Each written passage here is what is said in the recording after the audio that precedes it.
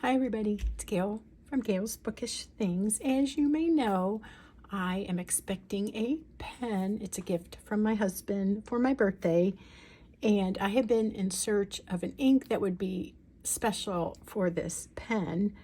I may already have in my own stash one that will work, but I'm always drawn to trying something else. And recently that was the Taccia Hokusai Sabimidori. This ink was described as going on blue and then drying to a rusty teal with a high copper sheen. It is an average flow ink. One review said that this was a beguiling deep blue-green ink with a beautiful russet sheening with a I can't read my writing, but with a nice flow and viscosity. They said it was thick and rich and soft like velvet. And I think that's a very descriptive term and really is kind of accurate on how it feels to write with this ink. The funny thing is, to me, is how different it looks on different papers. Right here, I just have a sampling of the Regalia. Let's see, this is the Graphilo, and the Aerofil, and I also have the caliper paper from CVS. So some say it's teal, some say it's a greenish color, a rust green. Sabimidori actually means, from what I've been able to research, a rusty green. And then the Hokusai is the name of the artist who did certain kinds of paintings with delicate muted colors. I don't see this as a delicate muted color except for on the caliper paper. Isn't it strange that this is the same ink? This definitely looks muted. This looks almost like what I would describe as maybe an army green or a gray green, and then you do get some of the reddish or russet color coming through on the lettering. I don't like how it feels on this paper, but I found it fascinating to see what it looked like and how different it is. This is definitely a soft green tone, a grade green even, and these to me are more in the teal, or even like what I would call, I know it's probably not an official color, but like what might be called peacock. So I guess I don't have a great grasp of teal. I feel like teal is like taupe. It can be a few different things. So on the Aerofil, I got some nice sheen in the writing. It kind of shows up, and it depends on the light how the light hits it, but it's definitely there. On the little swatches I did with the Q-tip, it kind of pools and rings, the sheening part.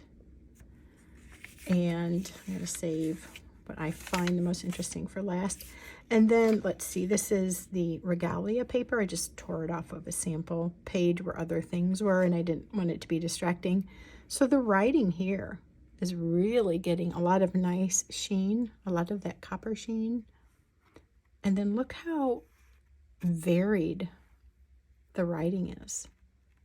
It goes from what I would almost call a turquoise blue to a deeper blue, and then a lot of sheen in the lettering. So it feels nice to write with. It flows smoothly from my pen. I put it in this TWSBI Eco broad nib. This is the color Heat, if you're not familiar with that.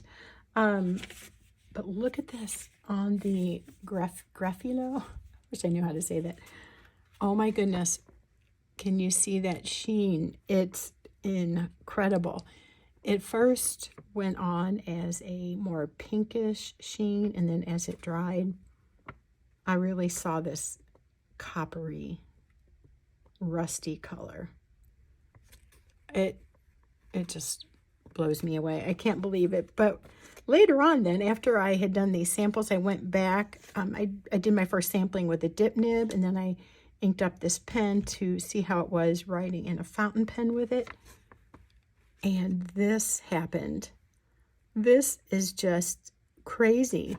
So we have the copper sheen, and then we have just plain the undertone of this blue. It's almost like you wrote with two different pens or something.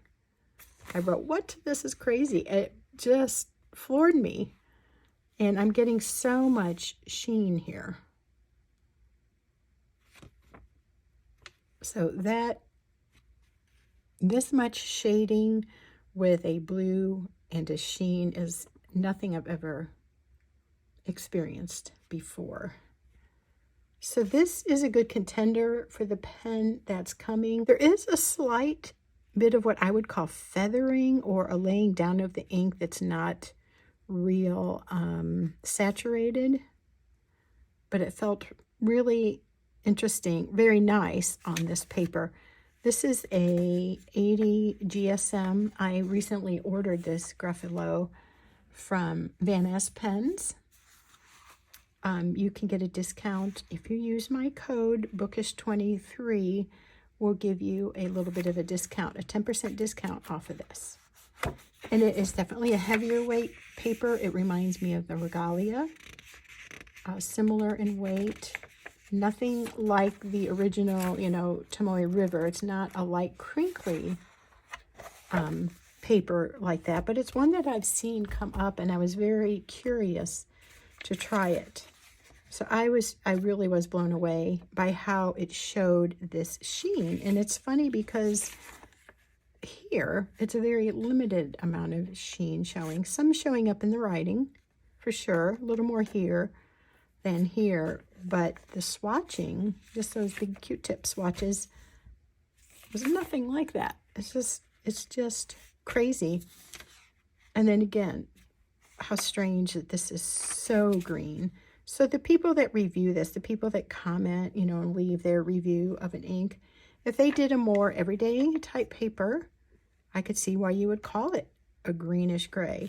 But if you're using one that maybe is a little more fountain pen friendly in that it shows off the ink qualities better versus just doesn't feather or ghost or bleed through, I think these just show an amazing quality to the ink. I did think it was a very interesting, very pleasant ink to write with, and I'll just enjoy using it in this pen. I just put a little sample, so I didn't have to use up a whole barrel full, but it'll be fun to play around with. But to get that effect on a regular basis would be really fun. Let me know if you have experience with this ink and what your opinions are.